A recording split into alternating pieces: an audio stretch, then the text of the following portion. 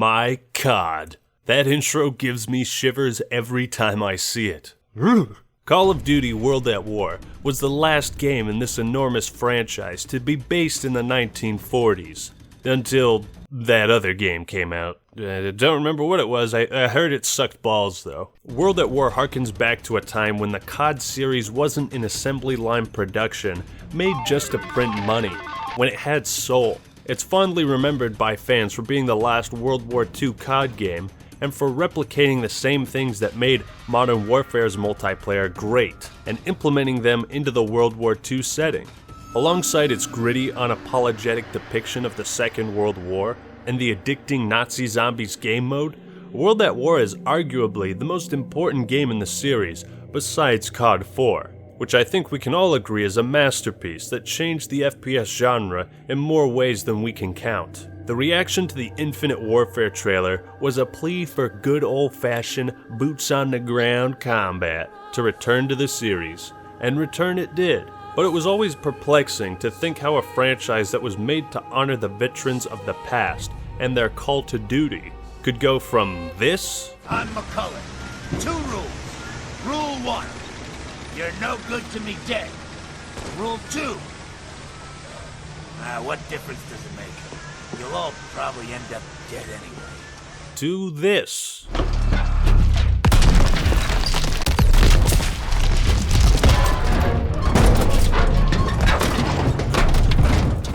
From this. You want mercy? You do not deserve mercy! What mercy did you show to let me die? Wait! He may come. Help us! He can die for us! To this? I'm Infiltration Recon Unit Model IR-15. Was it the demands of the publishers? The lack of vision and originality? Did COD become corrupted over time? Whatever the reason, COD World War II was a massive disappointment for me and many other longtime fans. To go back to their roots, to hype it up so much after milking the futuristic warfare style dry, and to fail in the eyes of the hardcore fanbase and veterans of the series, was enough reason for me to take a trip back to the last World War II COD game. Was it really as good as we remembered?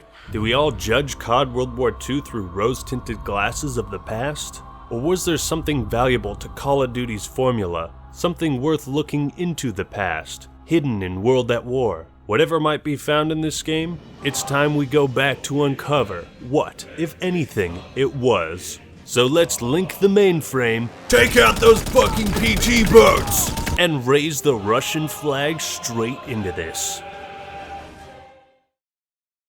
There's a certain misconception that Call of Duty was always a multiplayer first type of series, with the campaign being a shallow, tacked-on necessity used only to market the game and show off. But this wasn't always the case. In fact, it was the opposite. The franchise, in my eyes, began as an homage dedicated to the veterans who sacrificed their lives for the preservation of liberty. At least that's how the end credits put it. But the game also served as a vessel for destructive fun, responsive controls, and fast-paced gameplay. So COD was something that could get you interested in history, teach you something about it, while also simply being a fun game. The war quotes when you die? Man, that shit was deep. But my point is, Call of Duty initially was a campaign-driven game, with multiplayer being somewhat of an afterthought. This all changed, of course, but just keep that in mind. Many people wonder why we compare World at War to COD World War II so much. Some think it's unnecessary to look at the past so fervently, but I say it's important to understand where we come from. I say look to the past so you can act in the present to make a better future. Fuck, that's what history class is all about. That's what World War II is all about. So you can expect a little bit of history in this video, and hopefully we can look at what the franchise has done in the past that made it so popular in the first place. Because sometimes we lose track of what got us where we are, and we lose track of ourselves. Anyways, I said World at War has an unapologetic campaign. Now, what do I mean by that? Well, it doesn't give a fuck about your feelings. It could care less if you're offended by Nazis, the swastika, by mass killing, or any of that shit. The game says fuck your feelings. You're gay. All it wants to do is portray World War II with no restraints. I'm going to share with you an immensely important and relevant quote, and I want you to remember this shit as we talk about the story and campaign. This comes from Tim O'Brien's book, The Things They Carried, a novel you might have had to read in high school. So here it is. A true war story is never moral. It does not instruct nor encourage virtue, nor suggest models of proper human behavior, nor restrain men from doing the things men have always done. If a story seems moral, do not believe it. If at the end of a war story you feel uplifted, or if you feel that some small bit of rectitude has been salvaged from the larger waste, then you have been made the victim of a very old and terrible lie. There is no rectitude whatsoever. There is no virtue. As a first rule of thumb, therefore, you can tell a true war story by its absolute and uncompromising allegiance to obscenity and evil. This just means when you write, film, or depict a war story, you must have no reservations about what you're telling. If you tell a war story, you need to have the fucking balls to portray it without concerns of morality and virtue and what's right and, oh, how's this gonna affect the children? Now fuck all that. And this is what World at War does. It doesn't give a fuck. Now, obviously this quote doesn't apply to every war story, fiction or non, and you could argue I'm not using it in the right context, but my point is to use this quote because it highlights what feels more authentic and what feels more Hollywood. The game is very different from the other COD games because the tone is way more serious. Lightheartedness and comic relief is ditched in favor of driving home a dark, unsettling atmosphere. This is in stark contrast to World War II's positive, upbeat, and safe campaign where America is portrayed as the greatest heroes that ever lived. COD World War II purposely shied away from the controversy that is inherent and integral to the Second World War. It didn't have the balls to portray a horrific war story. It did not have an absolute and uncompromising allegiance to obscenity and evil. To put it simply, this is good old-fashioned Call of Duty, but it's not as archaic as the old World War II games. This is the era of COD where they were in the fucking zone, man. This is when the series was cool. Before it became infested with the MLG tryhard 360 no-scope 7-year-olds that joined in during Modern Warfare 2. The early days were what I call the era of humble, inspired beginnings. Then the next era was the badass, confident, is cool because he doesn't even try to be cool, rise to fame and power. And in later years it's become the era of manufactured garbage without a soul. Anyways, back to the campaign. It starts off with this fantastic cutscene that uses real World War II footage and molds it in with some fancy editing. It shows you the horrors of war, brings you up to speed on where we're at. Production levels rising, men gearing up for battle. You almost forget you're playing a game at this point. This is a brilliant way to remind us what was going on at the time, set the stage, and to create a unique visual style for the cinematics throughout each level. And above all else, the intro gets you fucking hyped. Members of the Senate, of the House of Representatives, yesterday, December 7th, 1941, a date which will live in infamy. The United States of America was suddenly and deliberately attacked by naval and air forces of the Empire of Japan. The campaign shifts between two fronts and two perspectives. You play as Private Miller, an American soldier fighting the Japanese in the Pacific Theater. And then you play as Dmitry Petrenko, a Russian soldier fighting the Nazis on the Eastern Front. You begin as a POW and your fellow Americans are getting tortured and his throat is slit. Jesus, Mary, that's brutal. So you get a gun and you take out those dirty Japs. Yeah, shoot them in the... Oh, sorry, was that offensive? Well, who gives a shit? It's World War II. Fuck your feelings. So I talked about this before in my COD World War II review, and I want to switch gears and discuss the gameplay in the single player. World at War has the annoying invisible walls just like every other COD game, but here's the big difference. What separates good level design from bad level design, no matter how linear, is player freedom. It was only occasionally that I bumped into a barrier I thought I could go through, and there were moments of frustration here and there, but I never felt like I was restricted in how I moved around. And that's a big lesson modern FPS games need to learn. You can have set paths and linearity, but keep your invisible walls and barriers to an absolute minimum. Give me multiple ways to move around. Create levels that feel expansive, open, and free. And I think World at War does a good, but not perfect, job of that. One thing that stood out to me, because it's been almost 7 years since I played this campaign, is the lack of QuickTime events. I had totally forgotten what it's like to have complete control in a COD game, aside from a few scripted moments. World at War doesn't waste your time or slow down the game with this dumb shit.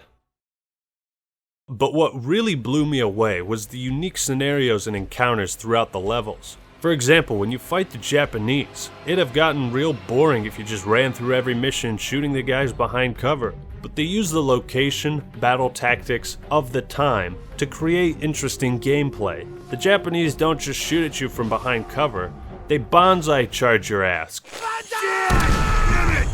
Hold the ground!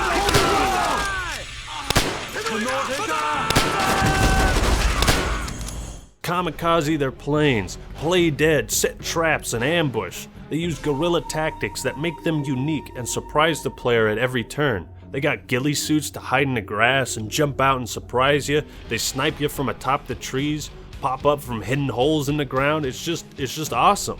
In a series where gameplay can be monotonous, straightforward, and often flat out boring, these twists and turns along the way spice things up. Anytime a mission feels like it's about to get dull, it ends, so they're all just the right length. On the flip side, as a Russian, when fighting against the Germans, it's pretty by-the-books gameplay. But they put more emphasis on story, the characters, and the motivations of the Red Army. So essentially, we've got two halves of the campaign. One that focuses on more unique gameplay, and the other that illuminates the horrors of war aspects, which makes for a nice mixture. It's like rum and coke.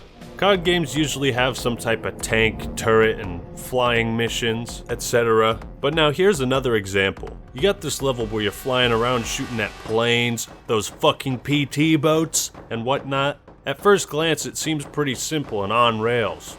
But again, they use this opportunity to create interesting gameplay. You're not just sitting on a turret for 20 minutes, you move back and forth through the ship on different turrets, so you're looking at different things. You start off in the air, but then are forced to land on the water. Alongside this, now you've got to shoot planes out of the sky and rescue other soldiers trying to swim to safety. So instead of being a boring on-rails turret section, Treyarch added elements that differentiate this type of gameplay from its most basic iteration. There's more going on than just the shooty-shooty.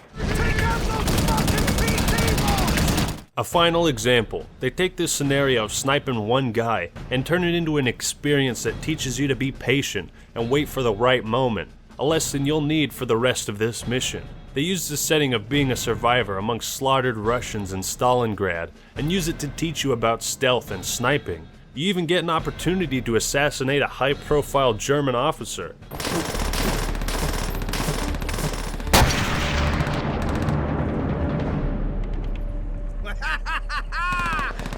Now that's a sniping mission done right. This is Call of Duty World at War's gameplay in a nutshell. It's exactly what you'd expect from a COD game, with all the cliche types of levels, but at the same time, it totally surprises you.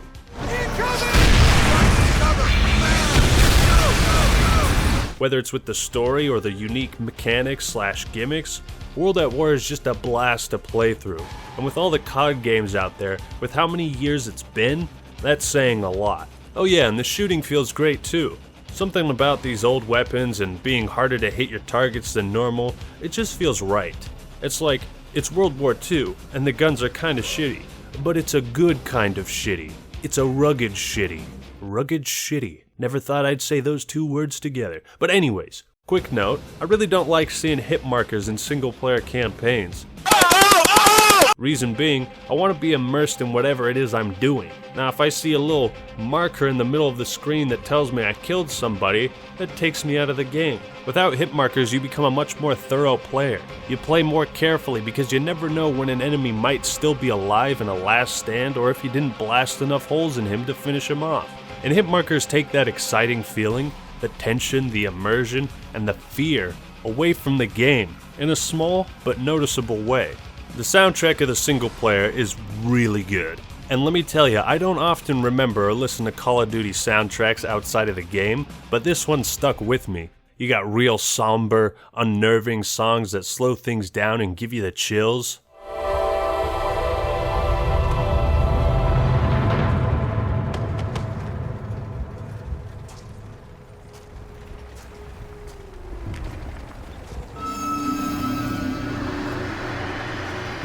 chills. Ooh, I got the chills, boy. Then you got badass guitar riffs that gives it a bombastic feeling when you're running around shooting people.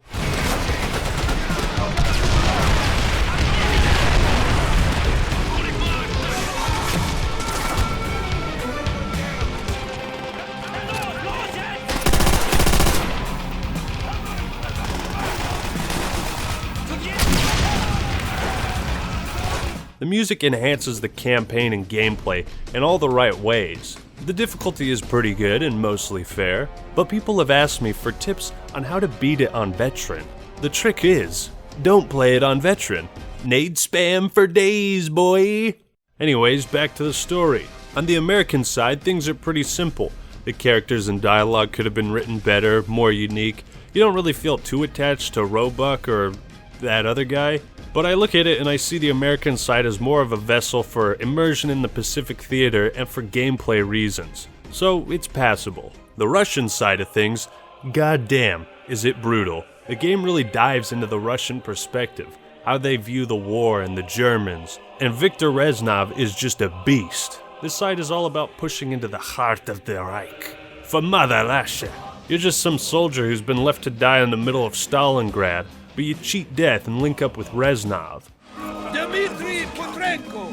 I saw this man cheat death, time after time at the siege of Stalingrad. As long as he lives, the heart of this army cannot be broken. He makes us all proud. The overarching plot and story is simplistic, gets the job done, but more importantly it serves as a way for players to imagine and experience war themselves. And think about the decisions soldiers had to make back then. Keeping in line with that Tim O'Brien quote, World at War doesn't romanticize these huge conflicts. The game is not so much worried about whether you're rooting for the Americans or not. Its only goal is to depict these battles in the most grounded yet brutal way possible. It has balls. When you awake amongst piles of dead and you see Germans shooting the survivors, you're like, well shit, that's fucked. When you're creeping through the jungle and one of your fellow soldiers gets hung in the air and explodes. Wow, well that's fucked up. And these moments are scattered all throughout the campaign. From the Russian perspective, you start off with the goal of just surviving. But over the course of time, Reznov and the other Russians get more and more bloodthirsty, merciless, there's infighting. Some soldiers wonder if it's really worth it to be as merciless as the Germans. And Reznov thinks it's the right thing to do. Dmitri, finish those rats! Once again, you cheat death. Our tanks are ready to smash this line and... Chernov! I'm not hearing gunshots. There is no point, Sergeant. They are already bleeding to death. Then maybe our friend will have them bleed faster.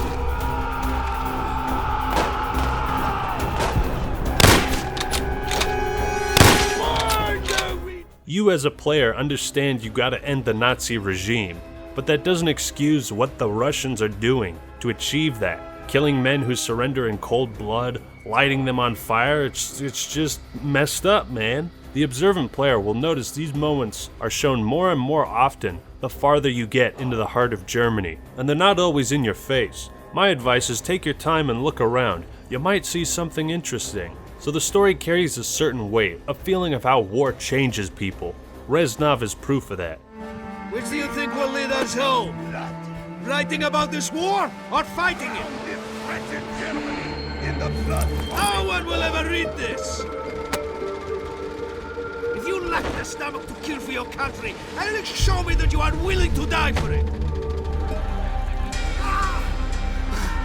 Dmitri!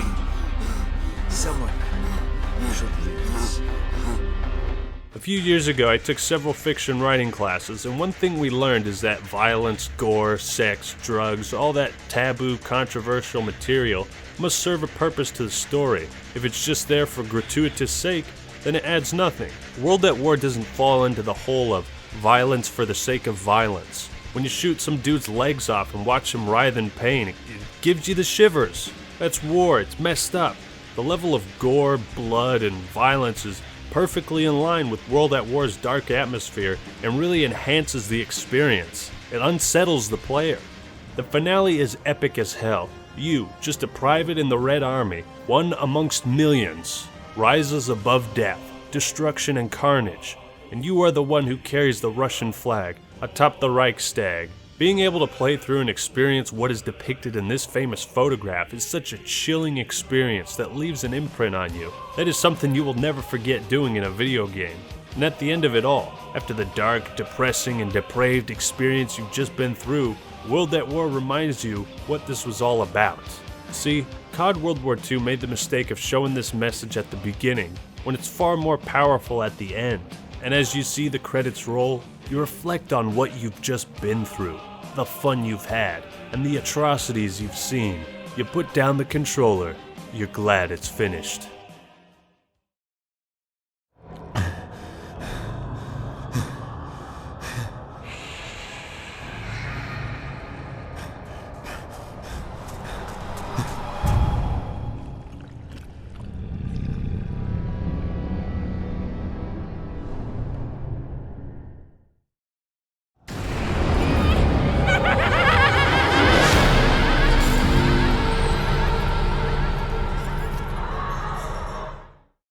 Bro, the first time I saw this and was transported to some abandoned house, I basically shit my pants. And I don't feel any less manly saying that. I shit my pants. Revealing an entire new mode after beating the campaign, just wow. Surprise, motherfucker. Brilliant. And it's Nazi zombies, just bravo, bravo. But how does the mode hold up after all this time? Well, pretty dang well. To be honest, Nacht der Untoten is pretty dated compared to the other zombie maps, but when this came out, man, everyone wanted to see how far they could get. And it wasn't just for the high score, it was because it was fun. World at War Zombies was the talk of the town, and the map was a great entry point for what would become a staple of many COD games down the line. Honestly, the vast majority of my time spent on World at War was in zombies. I got to like level 20 in multiplayer, but if zombies tracked my progress, I'd have been like 5th prestige or something. And here's another point. I basically only played Der Ries and Nacht der Untoten. The fact that I could spend so much time playing just 2 maps with a single game mode with only one objective goes to show how addicting and fun it is, no matter when or who you play with. Repairing barricades, getting power-ups, evading the zombies, hitting the mystery box as zombies close in all around you. It's heart-pumping defense mode at its finest. Now, I thought about getting the other 2 DLCs to play the other zombie maps, but god damn it, Activision is still charging $10 for that. Dude, that's what I paid for them like 8 years ago, just make them free, come on! And one thing to mention is Zombies was so freaking cool, due in large part to its characters, who were funny, well written, and just plain old silly. It's my intense love for these old zombie modes and maps that makes COD World War II's take on it so disgusting in my mouth. Because the newest game rips away that option of repairing barricades, fortifying your position, and holding out to the end. It forces you to run around and do stupid shit, but that's never what made Zombies good. What makes it fun is the simplistic pleasures. When you know you can use a self-revive or call in a nuke because you paid real money for loot boxes, it takes away every drop of intensity this mode has to offer. Zombies didn't try to scare you by offering jump scares at every fucking turn. It was scary because you were holding out. You didn't know when you were gonna kick the bucket. Nazi Zombies at its core is just about surviving as long as you can, in any way you can, and all that excessive, useless shit, all those extra mechanics and 77 quests like it's goddamn Skyrim, it's unnecessary. It doesn't need to be so structured and linear. It's funny to think about how much Nazi Zombies has influenced the franchise since World at War. Hell, it's got a whole treasure trove of lore and stories to tell with it. It was like an experimental mode that could have just been a one-off gimmick if people didn't like it, but it blossomed into a core part of the Call of Duty experience. On the multiplayer side of things, I confess, I really didn't play much back in the day, which I 100% regret not doing because the player populations are so low you can basically only find team deathmatch games. But I was able to host some custom game nights and play all sorts of modes on all of the maps. Now, COD games have always had that one thing that is super overpowered and people hate it. That one thing is the MP40. and bouncing betties. But aside from that, the game is pretty balanced and fun. Shotguns and snipers are a bit harder to use correctly. Hit detection seems a bit off, but maybe that's the lack of strong aim assist. Class customization is fantastic. You've got so many options it doesn't feel overwhelming, but there's enough here to really mix and match, and experiment with a bunch of different builds. Where World at War really shines is in its maps. You've got a pretty much perfect variety in terms of design, size, layout, and visual aesthetic. Dome is one of my favorites because it's basically Nuketown before Nuketown. Then you got Cliffside, which is just a perfect map for long-range encounters. We played all sorts of crazy, stupid game types like free-for-all shotguns only, snipers only with no zooming, and it was such a blast because the game is simplistic at its core. There's no unnecessarily complicated customization, ridiculous kill streaks, or absurd mechanics. It's just good, simple Call of Duty greatness.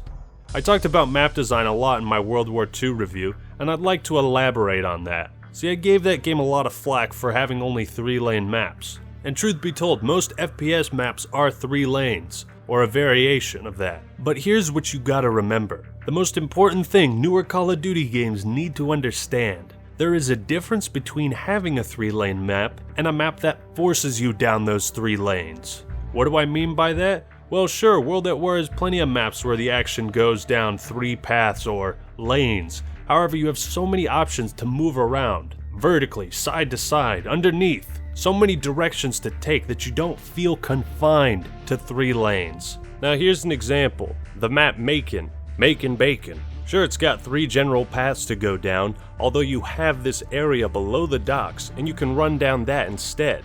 Then we've got Dome.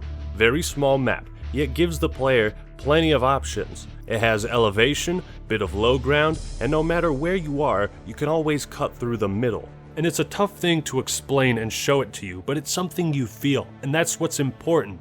I felt like I had freedom no matter what map it was on, no matter how big or small. World at War takes all the best elements from COD 4 and adds them here to not only build off of COD 4's formula, but put a unique spin on the World War II era of gameplay. One last thing to mention about those 3 eras of COD games I talked about, the franchise was at its best. It had the most positive reception in this era, and I think I know the reason why. Because Call of Duty was providing both new and old to fans of the series. You had Modern Warfare, a more modern take on Call of Duty, and you had World at War, then Modern Warfare 2, then there was Black Ops set during the Vietnam War.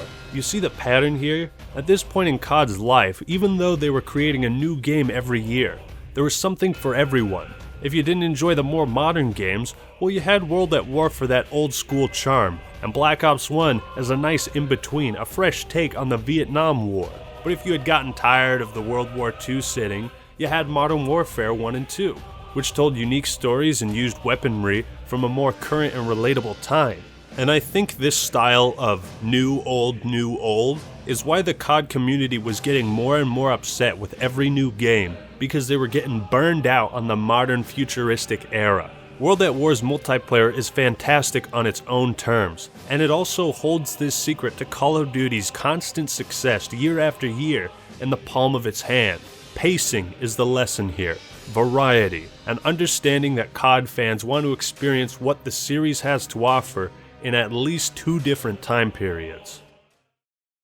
All in all, Call of Duty World at War is one of the best COD games out there. It's truly fun in all modes of play, which is not something that can be said for the rest of the series. The campaign and story holds no reservations and has the balls to depict World War II in the most brutally honest way it can. While the overall story and characters aside from Reznov could have been written better and in a way that makes us care, I can see that wasn't Treyarch's goal with this game. It's not so much character driven. They wanted you to think about this war. They wanted to show you what it was like. Nazi zombies spawned from this game, so much lore, fun, and creativity that has blessed the COD series for many years. Having the last truly good World War II multiplayer in the series, and the way it took the best elements of COD 4 and replicated them, turned it into a multiplayer that pretty much every fan could enjoy. And that is why Call of Duty World at War was so awesome. But what did you think? When was the last time you played World at War's campaign? Do you plan on going through it soon?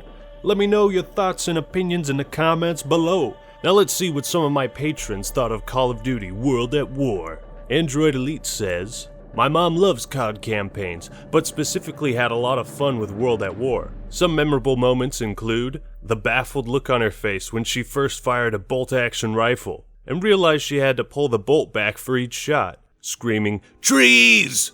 when a group of camouflaged Japanese soldiers sprung up and attacked, complaining about always being given the most dangerous tasks while everyone else hangs back, and generally just loving Reznov, partially because she played Black Ops first and enjoyed seeing his origin."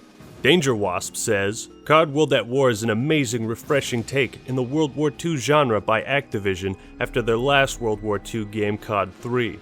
World at War is able to use the Modern Warfare ID Tech engine beautifully and tell a gritty and graphic story with memorable characters way before COD took the more over-the-top roller coaster ride seen in the later Modern Warfare games and even in COD World War II. Such fun even carried over to the multiplayer with the various classes and World War II take on the COD 4 killstreak system. Finally, let's not forget the classic mode where it all started, Nazi zombies. Pure carnage and fun in its simplest forms before it evolved into the more complex and story-driven mode that grew in Black Ops and beyond." Grizzly Gamer says, "I think really World at War was the first game in the series that encapsulated the series as a varied multiplayer shooter. Between the multiplayer and fantastic zombies mode, with an equally brilliant campaign, it just gave you the most bang for your buck at the time, and still in my estimation, stands up well today." Helljumper says, "Call of Duty World at War has been my favorite COD game ever since I first played it, and a lot of people just see it as a lazy clone of COD 4, but I strongly believe World at War has the better weaponry, kill streaks, game modes, map design, and Nazi zombies was basically the cherry on top of an already delicious cake. Not to mention it actually managed to have one of the best campaigns in the entire series, if not the best." J-Freak says, "World at War is one of the few post-modern warfare CODs that respectfully handled the tone of war. There was no cartoonishly evil villain, just soldiers in a war." And the RZI guy says, "After the success of COD 4, World at War took a huge risk with going back to World War II, but it paid off. Treyarch took what COD 4 did right and applied it to World at War, with its kill streaks and custom classes, but also introduced Nazi zombies, which has now become synonymous with Call of Duty and a staple of the series. Along with that, it gave us a well-told story, respectful to World War II, and wasn't afraid to show the Nazi symbol, unlike most games nowadays." So thanks to all my patrons who gave their thoughts. If you'd like to have that opportunity, feel free to support me on Patreon. That's all I got for today. This is the Act Man signing out. Peace!